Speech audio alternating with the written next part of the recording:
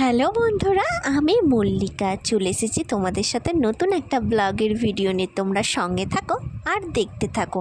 এটা আমার বাড়ির কোনো ব্লগের ভিডিও না, আমি এসেছি কুটুম বাড়িতে, মানে আমার মেজ ননদের বাড়িতে। আর এই হলো আমার আর একটা ননদ, মানে এটা আমার কাকা শ্বশুরের মেয়ে।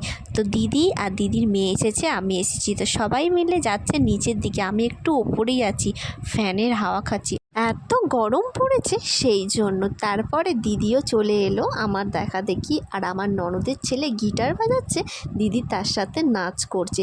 তারপর সবাই মিলে চলে গিয়েছিলাম হরিনাম দেখতে।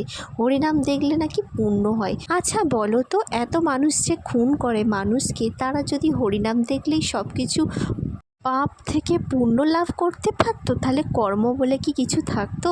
এমনিতেই বলে যে যেরকম কর্ম করে তার সেরকম ফলায়, তাই না বলো? তার পরের দিনকে সকালবেলা আমরা চলে গিয়েছিলাম পুকুরে স্নান করতে। এখানে পুকুরে স্নান করাটা কমন জিনিস, কারণ আমাদের এই গ্রাম অঞ্চলে না খুব একটা জল আসে না কলে। তো সেই জন্য আমরা পুকুর ঘাটে সবাই মিলে স্নান করতে এসেছিলাম। আর সবাই মিলে স্নান করলে খুব মজা হয়, সাঁতার কাটতেও খুব ভালো লাগে।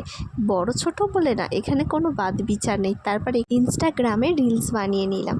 তো চলো বন্ধুরা, আজকের মতন ব্লগের ভিডিওটা আমি এখানেই শেষ করলাম। আবারও দেখা হবে অন্য কোনো দিন অন্য কোনো ব্লগের ভিডিওর সাথে। টাটা।